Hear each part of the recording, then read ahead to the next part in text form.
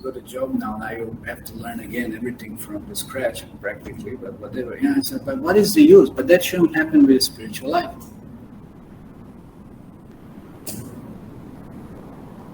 We don't remember anything from 5th chapter. Come on. I mean, not even single verse out of 29. 29, that's not big. If I would have asked you 78, which is in 18th chapter, okay, I could, 20 verses, we can't remember after so much discussion. We don't recall. What is Krishna saying in this? We can't figure it out. We can't, quote even a single point from any of those verses. You remember something? Anyway, I'm not holding it because you were not there all the time. I remember something, 5th chapter, Some young brains. Transcendental what? Transcendental bliss. Okay, good. Something like this. Okay, so equanimity. So what was that in which context? I thought we are just reacting to this. We are just saying, one word. If I were to describe that in one word, the 5th chapter, then No, that's not what I'm asking for points. So there's a verse we discussed about this.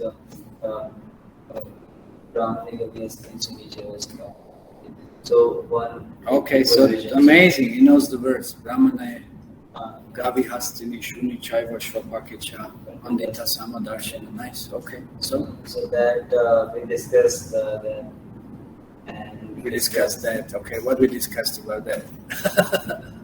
Yeah, I don't know. There's think a little bit now. I want something concrete. I want something, substantial here. Not just. What do you remember from 5th chapter? Yeah, I was gonna say this thing. No. I don't care. There are 29 verses. What do you remember out of 29 verses, 5th chapter? 10 seconds. 10 seconds. Do you remember anything from 5th chapter? What is 5th chapter Bhagavad Gita all about? Wrong. That's the 6th chapter. I mean, can you see? You don't feel yourself ashamed a little bit somehow?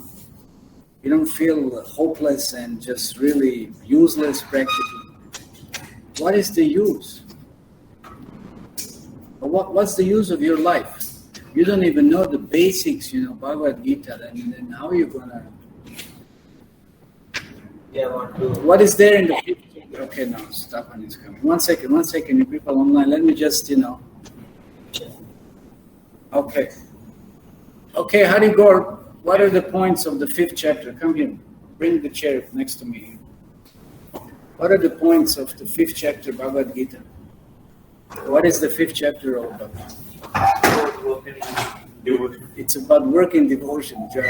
I mean, that's whole Bhagavad Gita, it's a work in devotion. So,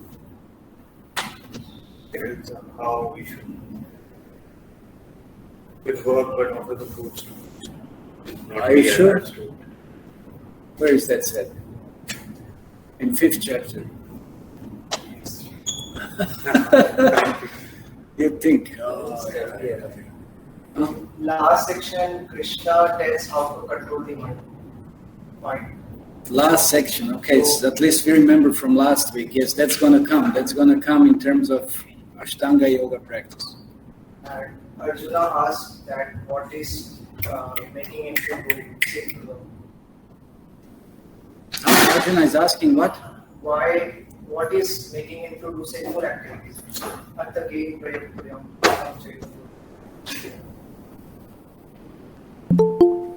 Text 5.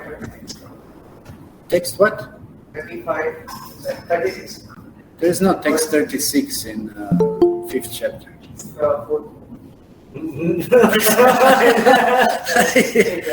Okay. What do you remember 5th chapter? Now see everybody's looking at the mobile now. Stapan, what do you know? What did you learn from 5th chapter? What's the 5th chapter of Bhagavad Gita about?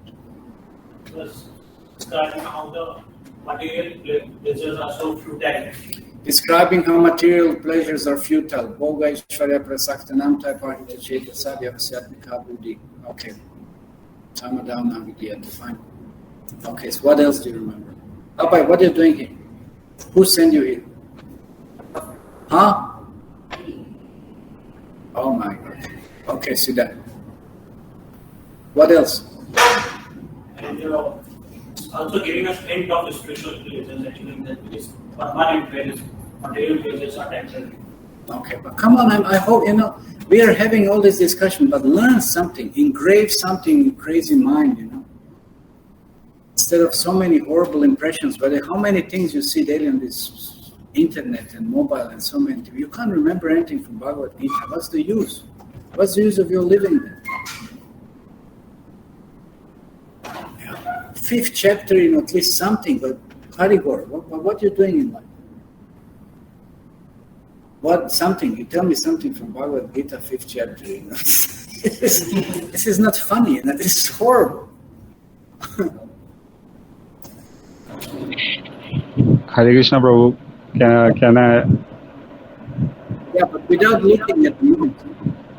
No, I'm not looking. I just remember that the person who is not like most happiest and he does not lament, so who is also not bewildered with the things, so he is situated in the bliss or transcendence moment.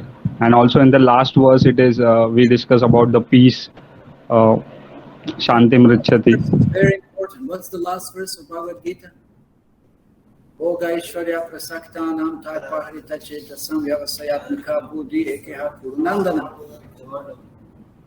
Wait, wait a second. Bhoga Ishvarya Prasaktanam Gyatvam Shantim Richati. I'm getting now influenced by all of you. It's not good. Gyatvam Shantim Richati. I said already, one who can attain the peace. Who is that? Who knows? That's a peace formula. That's important verse also. One who knows that Krishna is the supreme enjoyer of all the sacrifices, the best well-wisher, controller of all planets and demigods on them. Something at least we should remember, Otherwise, what we're doing here? What we're doing here? We just come and look at each other and then,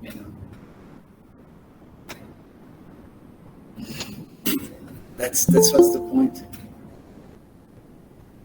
Yeah. The one important aspect is that Krishna speaks about our body and senses, and this is why we endeavor, we try to see things.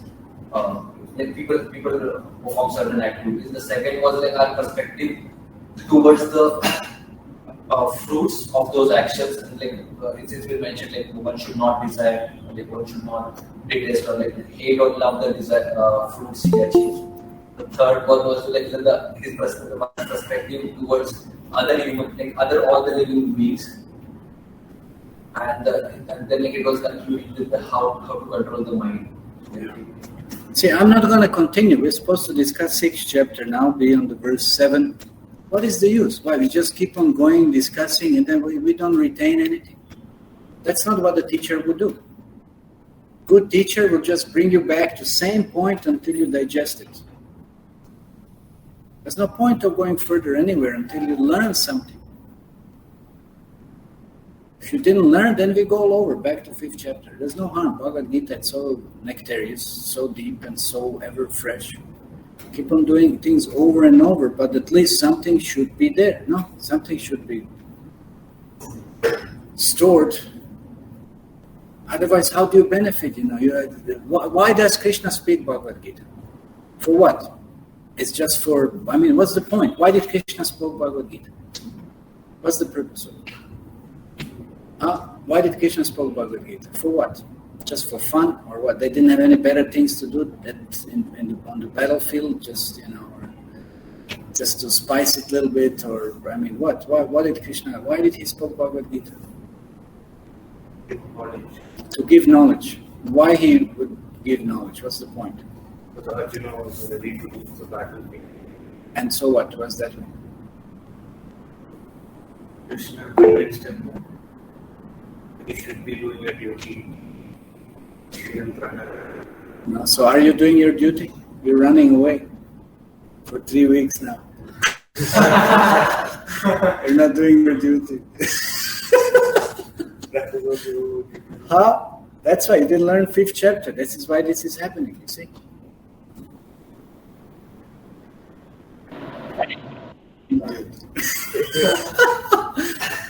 You're in the same position like Arjuna in the beginning, not at the end. That's because you didn't hear Bhagavad Gita. What? No, better no. Why did Krishna spoke Bhagavad Gita? Okay.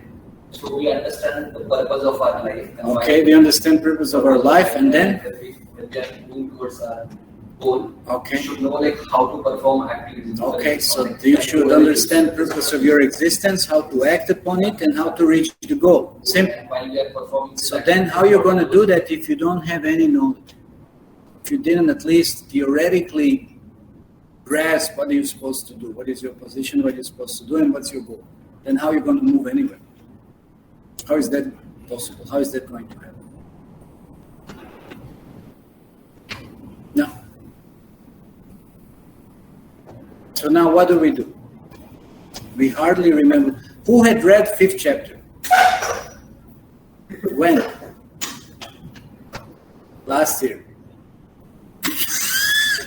2 years ago. No. I was reading Bhagavad Gita gradually, so it took me 3 years to complete one Bhagavad Gita. Okay, when? So 5th chapter I didn't know, but last chapter I completed in bus party during bus party. Yeah, bus party. Anybody else read 5th chapter? I requested few times. You read 5th chapter, so then what is it in the 5th chapter? I mean, now it's really good. If you read it, then say something. In 5th chapter. I mean, really, where is this leading to? Wait a second. Okay, what am I supposed to do now? Nobody remembers practically anything. Or we are mixing up, all the chapters into 5th chapter. This is like 2nd chapter, the summary of Bhagavad Gita. So I can, whatever I think, from Gita, I can say, oh yeah, it's summarized. It's like the 5th chapter. It's like a 2nd chapter, so it works. It doesn't work. That's not what 5th chapter is about. You don't know about 5th chapter. How will you know about 18 chapters? 18 chapters. How many chapters are there?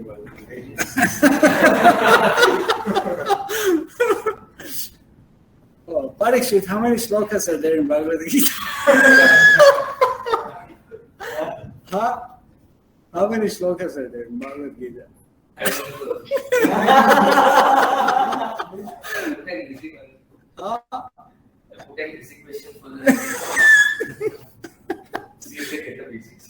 Oh, okay, how many chapters are there? 18. Okay, done that. Can you see what's your position now?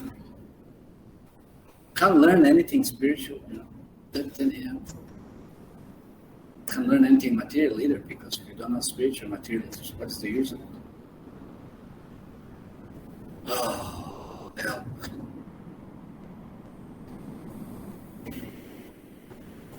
Now how much time? We wasted 20 minutes on this. And with no substance. Oh. And now I'm supposed to continue 6th chapter,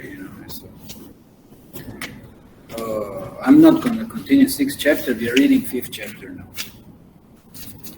Reading verse by verse. We don't have to touch. We are reading now Bhagavad Gita, one by one. Here. Come here. Read the first verse of 5th chapter. No need of chair. Sit down in a humble position and read verse by verse, so that you hopefully now retain something. What is Bhagavad Gita? Karma Yoga, action in Krishna consciousness. Everybody has a good, nice darshan who is reading. Only shlokas, at least only shlokas. Now listen what is 5th chapter about, and maybe hopefully you may recollect some of the Prabhupada's purports also, and read loudly and clearly. You don't have to read Sanskrit, just translation. Arjuna said, "O Krishna, first of all, you asked me to renounce work, and then again you recommend work with devotion. Now, will you kindly tell me definitely which one of two is more beneficial?" Okay. Who is next? Sumit. The personality of Wait a second here. Okay, read 2 verses. I think 29. So, how many of us are here? We read 2. Anyway, read 2 verses. So, what's the point of this verse? Without looking. Okay, read the second one and then give a summary. What's the point? Why Krishna is saying The personality of Godhead replied. Loudly. The personality of Godhead replied, "The renunciation of work and work and devotion are both good for liberation, but of the two, work and devotional service is better than renunciation of work." So, what's the So point? Arjuna is asking this question, like you say, renounce everything and surrender unto me. Then later on you say, well, you work in devotion. So he's confused. Krishna says that he's asking which is better to do. Krishna tells the work in devotion is better rather than renouncing your work.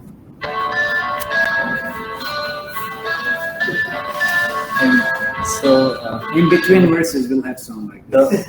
It's just, Ale Baba, sit here. One more. Sit here. like camera, yes.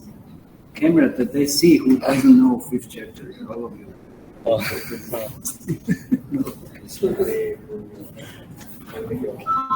So one who neither hates nor desires the fruits of his activity is known to be always renounced. And I'll read it again, Prabhuji. One who neither hates nor desires the fruits of his activities is known to be always renounced. Such a person, free from all dualities, easily overcomes material bondage and is completely liberated, O mighty armed Arjuna. Only the ignorant speak of devotional service, karma yoga, as being different from the analytical study of the material world, Sankhya. Those who are actually learned say that he who applies himself well to one of these paths achieves the results of both. It's not desires the fruit of his work. So Krishna is saying there is the principle that hate and attachment. If someone is doing neither, then he is already like liberated. He is considered to be Doing neither what? neither he's hateful to something, or he is very he's not averse, or neither he has very. Okay, so that's another He's just working for perspective of equanimity, right? So that's where it starts already, and it's going to be presented again. Yeah, so another Krishna points a very nice point that only ignorant speak of devotional service, karma yoga, as being different from analytical study. So Krishna is pointing out two different paths. So there's one path which is karma yoga, which is action in Krishna consciousness, and then another one is this Sankhya, which is analytical study. So one is like studying scriptures but then both will reach to the same conclusion. That's what Krishna is saying, because by analytical study also he will be purified, his heart will be purified, and he will reach to the same conclusion of devotional service, and by karma yoga also his heart will be purified. So ultimately, and Krishna says that only ignorant will say that this is different from them, but those who actually learn it say that he who applies himself well to one of these paths achieves the result of both. So someone who is experienced, who is wise among men, so he knows that this both paths are actually, and he will actually attain the same result, which is devotion to Krishna. Okay, anybody making notes now? List something. What is 5th chapter all about? some point, see, that's what we are not doing, that's why we can't retain even anything. Okay, these are more difficult verses in the beginning, so I'm asking those fortunate souls to read and explain the Vakashatra next. That was right explanation, Satya. Kind of. Main thing is devotion. Doesn't matter what the process is. The next verses you're blessed with. Difficult one.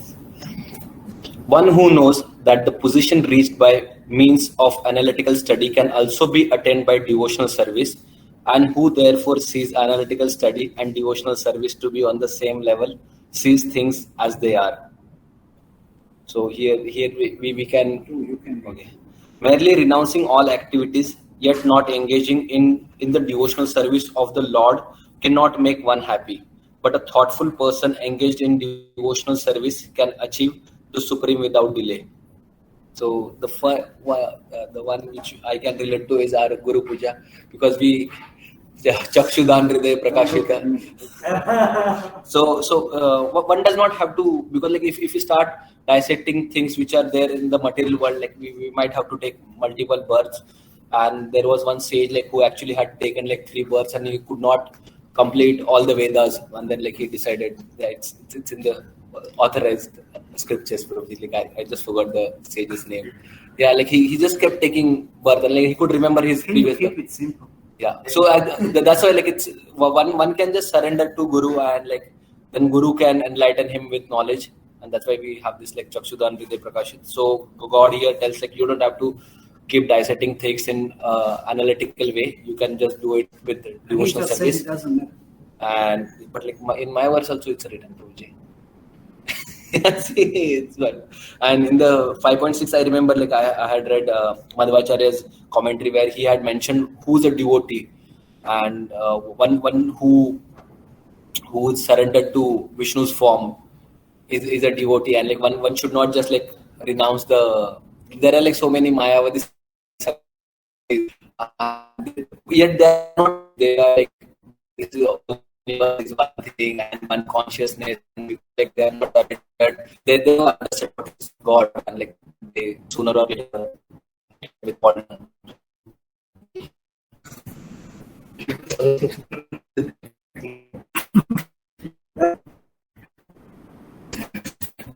Sometimes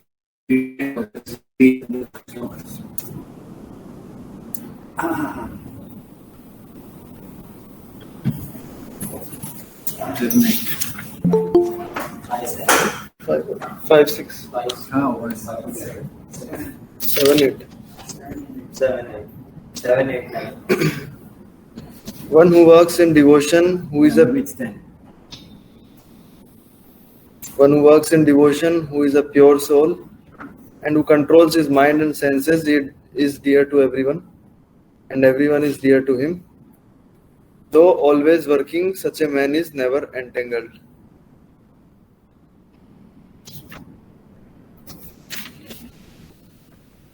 A person in the divine consciousness, although engaged in seeing, hearing, touching, smelling, eating, moving about, sleeping and breathing, always knows within himself that he actually does nothing at all. Because while speaking, evacuating, receiving, or opening or closing his eyes, he always knows that only the material senses are engaged with their objects and that he is aloof from them. That's the point. What is Krishna trying to say? So, like in the 7th verse, Krishna is saying that controlling mind and senses and like engaging them for Krishna's service and in devotional activities. If somebody does that, then he is very dear to everybody, and everyone is dear to him because he is dear to Krishna, and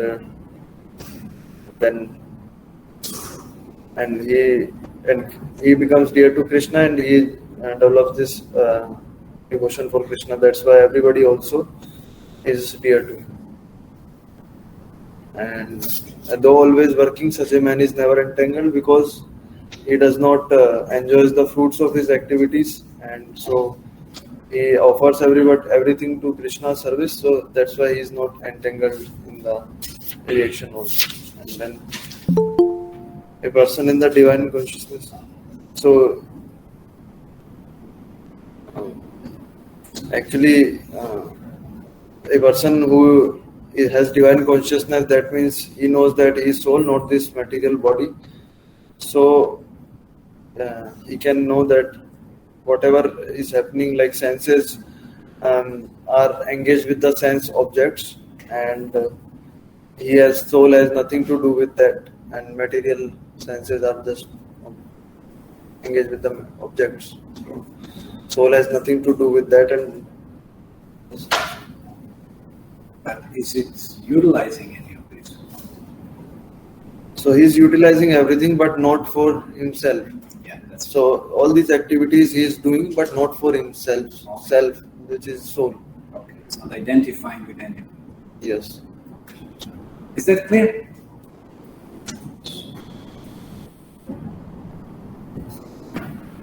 Okay, Tapan. 10, 11. There are 200 people over here. One who performs his duty without attachment. A little louder. One who performs his duty without attachment, surrendering the results unto the Supreme Lord, is unaffected by sinful actions, as the lotus leaf is untouched by water. We discussed that analogy, no? Nobody remembered the analogy. The yogis abandoning attachment act with body, mind, intelligence, and even with the senses, only for the purpose of purification. Actually, both the verses, Krishna is emphasizing on that we should live our life without attachment. Because attachment actually entangles us.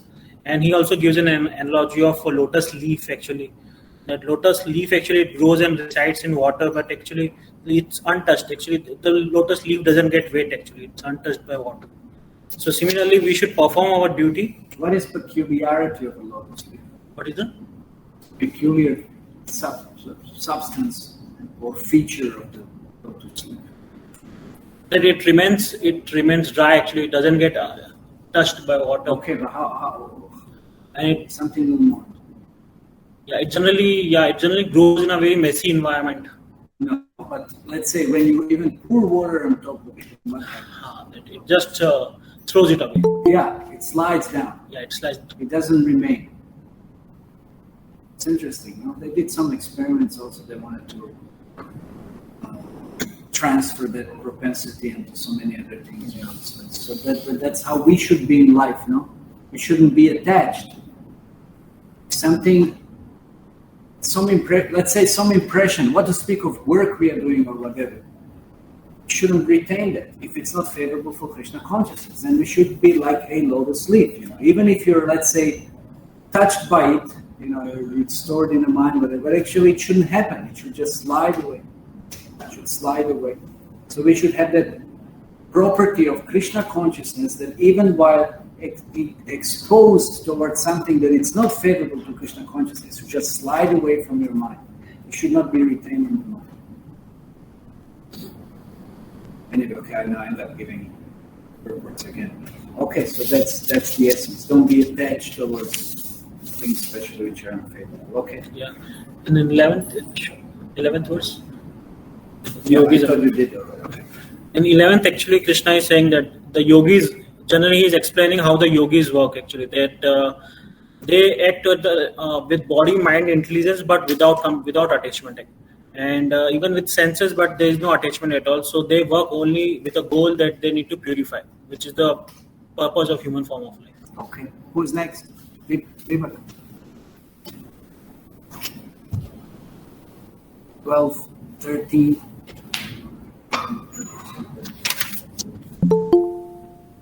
The steadily devotee soul attains unadulterated peace because he offers the result of all activities to me, whereas a person who is not in union with the divine, who is greedy for the fruits of this labor, becomes entangled.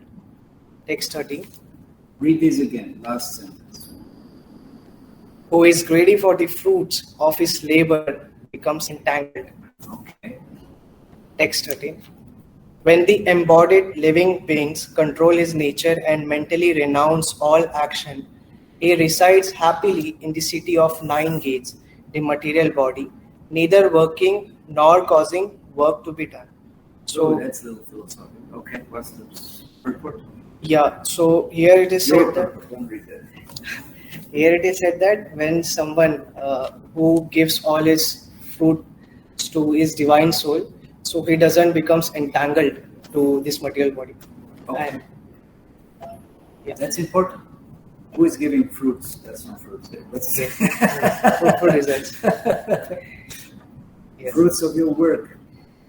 Do not be attached to it. Like that story. And again, I'm not. Yeah. And when the embodied living being controls his nature and his mentality, so he lives happily in these 9 gates, which is our body, senses. Okay. So now breaking down this chapter, what did we learn so far? Did we learn anything by reading these verses? Yeah, sure. I don't have to ask again what was discussed. Something hopefully storied, impressive, deeply impressive, Krishna, Remember something. Okay, Parikshit, you're next. 2 verses. Enlighten our audience. Okay. What's the Next one. When, however, text number 16. When, however, one Wait is. a second. How come 16? What happened to? Next word. Okay, the embodied spirit, master of the city of his body, does not create activities, nor does he induce people to act, nor does he create the fruits of action. All this is enacted by the modes of material nature. We have to read the next one. Yes, 2. And you give the summary. Okay. Text number 15. Nor does the Supreme Lord assume anyone's sinful or pious activities. Embodied beings, however, are bewildered because of the ignorance which covers their real knowledge. Okay, for the earlier text, the embodied spirit which resides in the human body does not create activities. Neither does he induce people to eat. Neither does he act. Everything is done under the supervision of the Supreme Lord, who gives guidance from within. So that means we can do anything and then just say, it's Krishna, it's hand it up. And not exactly. We all work under the 3 modes of material nature. So which take over us. Then we can steal and cheat and do things and then. Well, if people know this is wrong, some people won't be able to control themselves. Because when the modes take over us, we are out of hands. So so this verse is an excuse that modes can take over and we can do anything that. No, we have to learn to conquer the modes slowly by purifying our senses and our mind. Okay. And as for the next one, it says that the Supreme Lord does not assume anyone's sinful or pious activities. Embodied beings, however, are bewildered because of ignorance. Ignorance is the real cause of every problem. Ignorance of their real identity, that they are not this body. No, actually, they identify with the body, hence they are bewildered. That's what causes all these problems.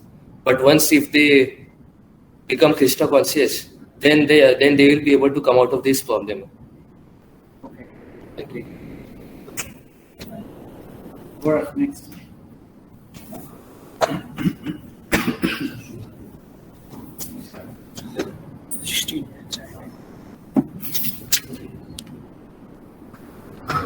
When, however, one is enlightened with the knowledge by which nescience is destroyed, then his knowledge reveals everything as the sun lights up everything in the daytime.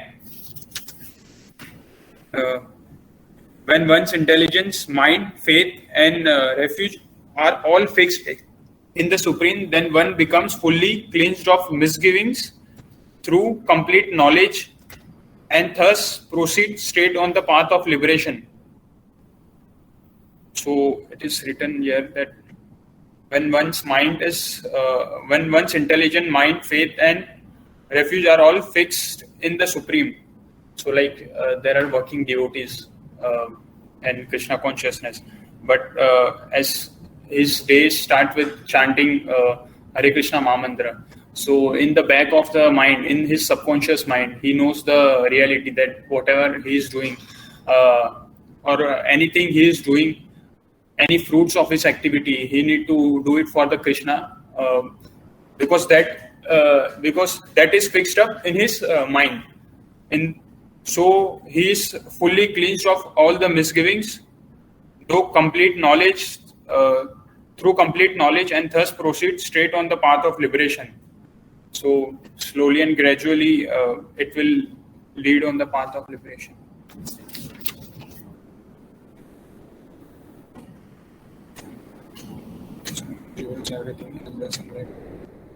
So when he acquires the knowledge about Krishna consciousness, so all the disbeliefs gets destroyed.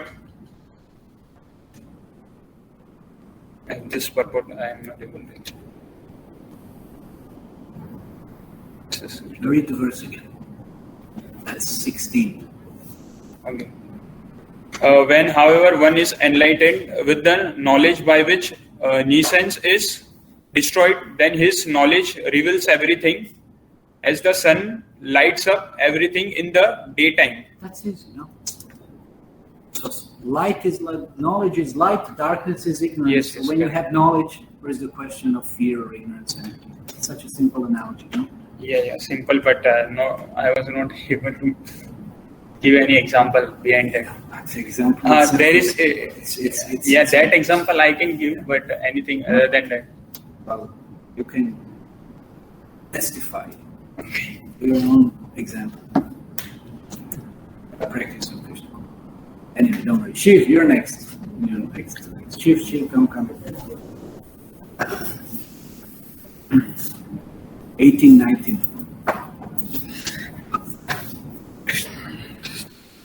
At 16, get to 18. Skip it too much. Yeah.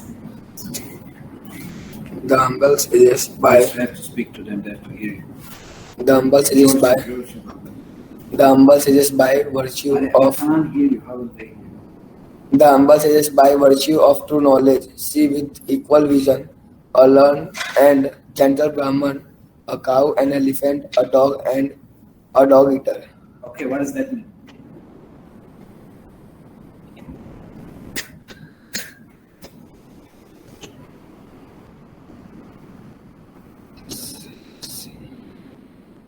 A humble sages see everyone equal when by virtue of knowledge. What is that knowledge? What kind of knowledge they have that they see everyone equal? Spiritual, okay. So a little more precisely, what does that mean, spiritual? What kind of spiritual knowledge? Why do they see everyone is equal? Is everyone here equal? Huh? Are Baba Bola, yes or no? Yes. Huh? Yes. Really? How they're equal? How they're equal? See, he's so lamba, you're so chota, you know. How is that equal? But everyone have equal soul. Equal soul, that's the point. That's what you have to tell them. Everybody is equal by the soul. So this elephant and dog, how they can be equal? No? They're equal by what? They're equal by soul. So the sage doesn't see the body, sage sees the soul, right? So that's what Krishna is explaining. No, it's simple. It's not that difficult, yeah? Okay, one more. Those whose minds are established in sameness. Those whose minds are established in sameness and equanimity have already conquered the condition of birth and death. They are flawless like Brahman, and thus they are already situated in Brahman. They're situated in Brahman. You just say like this. Okay, thank you. I will go. Next one.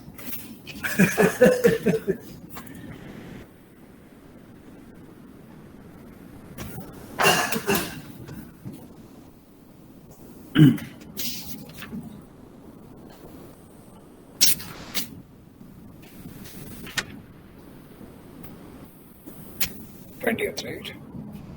Yeah. A person who neither rejoices upon achieving something pleasant nor laments upon obtaining something unpleasant, who is self-intelligent, who is unbewildered, and who knows the signs of God, is already situated in transcendence. Explain it. So basically, a person who is not bewildered when he gets something, or when he loses something, when he's sad, or when he's happy, and when he's situated in that sameness, is the actual person who knows the science behind God, and he is intelligent. He doesn't let, for example, he doesn't get affected when it is too hot or when it is too cold. Very base level example. He doesn't lament unnecessarily. And he continues doing what? He continues doing his spiritual duties. Okay. Next question. Sorry. Such a liberated person is not attracted to material sense pleasure, but is always in trance, enjoying the pleasure within. In this way, the self-realized person enjoys unlimited happiness, for he concentrates on the Supreme. So basically, when we get bewildered, when we are too much into material world, when we are too much behind material enjoyment, we tend to be bewildered very quickly. But then when we are always situated in Supreme, we do not get bewildered because we are focusing on Supreme and the spirit soul which is within, and not on the material concoctions around us. Because we have the knowledge which is light. We have the knowledge which is light. And darkness, ignorance is darkness. That's what has been said, right? Previous verse. So knowledge, darkness, ignorance. Try, at least from this 5th chapter, try to remember what are the 2 knowledges that we've heard about.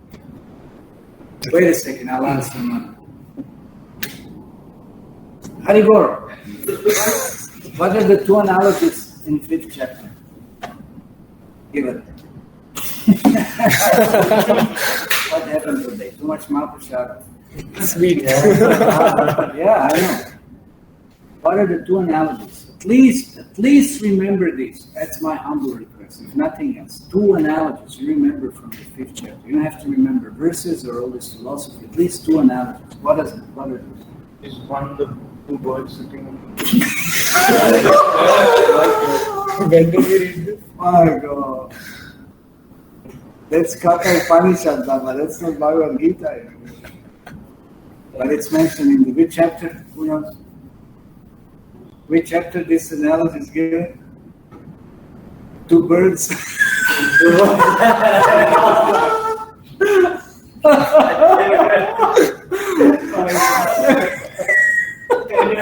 Hopeless cases, really. Where did you get 2 birds from?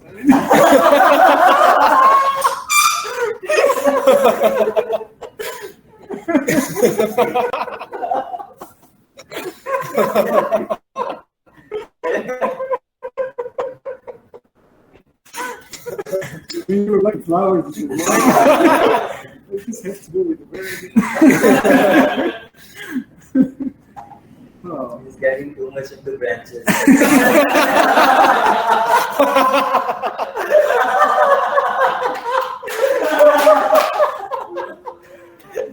Maybe he took it off with they get in between.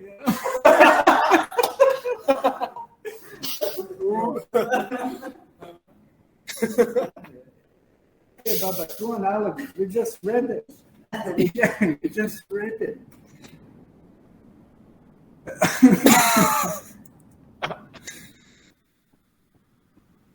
You're tired. Oh.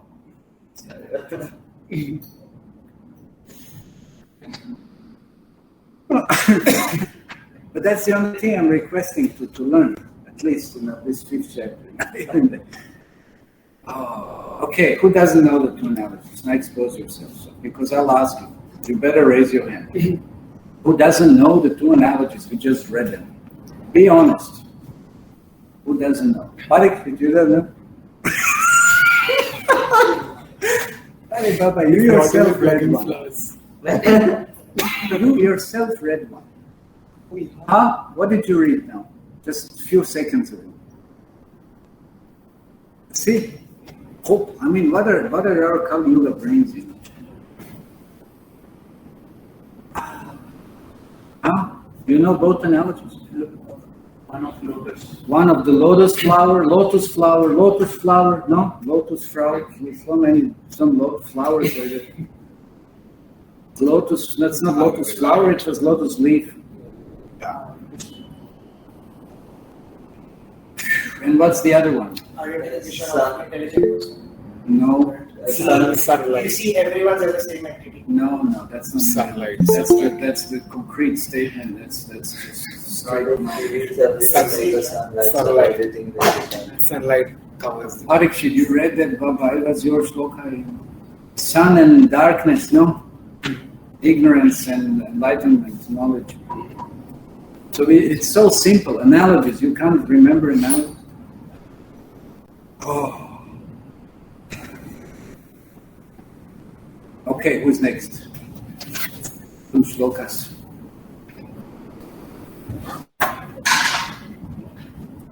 Two words.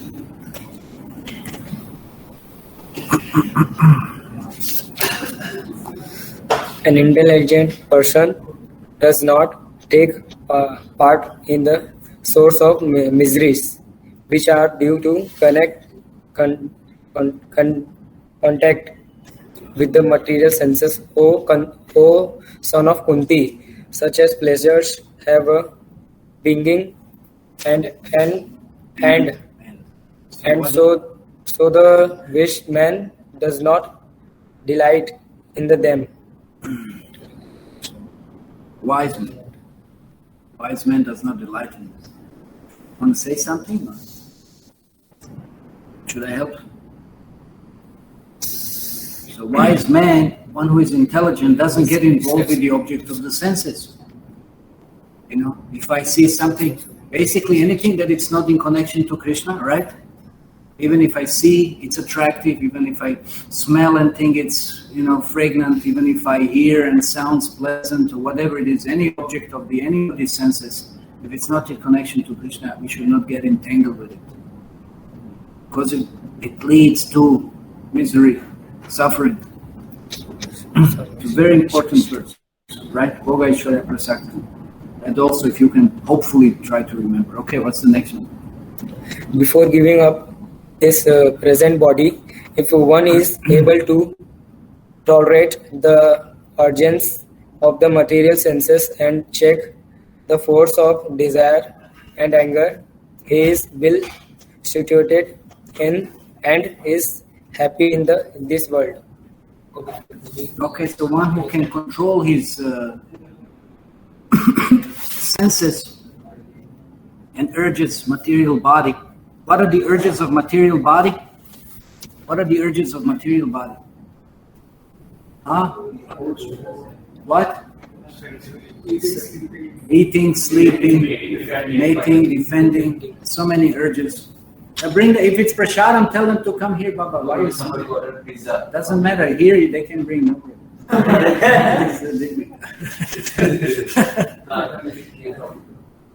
I one tray, you misdirect them a little bit. Anyway, too late now.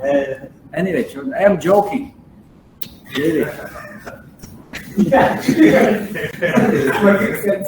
Yeah, anyway.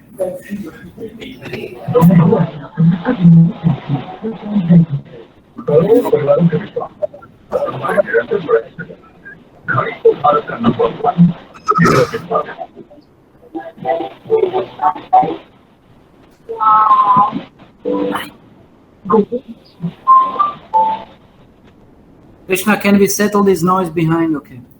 Read 24, 25. 24, 25. No, just English. But very loud. Yes. Those who are beyond loudly, they have to hear you.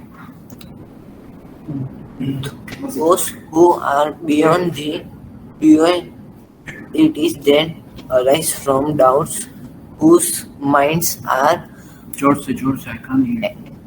engaged within, who are always busy working for the welfare of all living beings, and who are free from all sins, achieve liberation in the society. Okay, thank you. So liberation in the Supreme is achieved when minds are engaged from within. So they're not bewildered by dualities that arise from, doubts. Okay, so one has to be situated from within rather than from without. Read one verse. This one. You can read this one. Read it loudly. Those who are free from anger and all material desires, who are self-realized, self-disciplined, and constantly endeavoring for perfection, are assured of liberation in the Supreme in the very near future. Jai, Haribol. Okay, thank you. That's it. Prabhuji, want to read? One, let's read. Let's this read.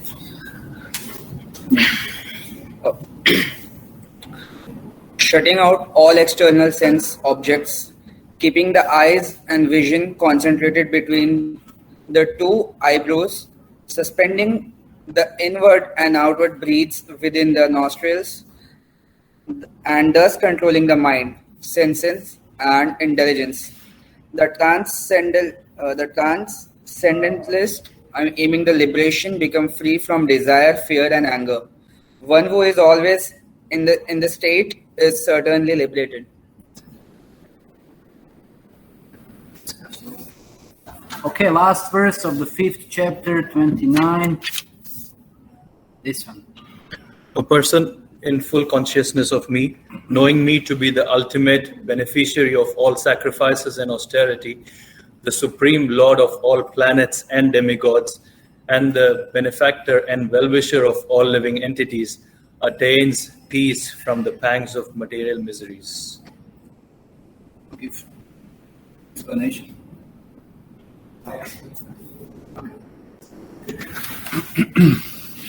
Okay, Hare Krishna. So now hopefully you have all heard something again from the 5th chapter, and at least hopefully you will be able to carry something out of this.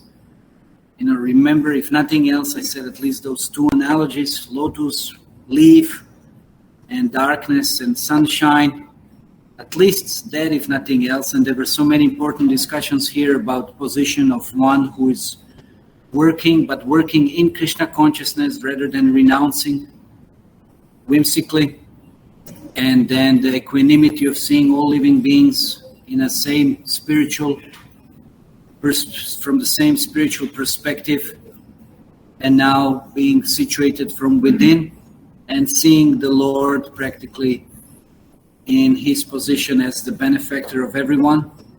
So that kind of personality achieves liberation. So just a little summary like this. So please try at least remember some of that. Okay, time is up. We will end here. So next time we will start the 6th chapter. But again, I'll ask next time something about the 5th one. Okay, Srila Prabhupada ki jai, Srimad Bhagavad Gita ki jai, Gaur Premanande.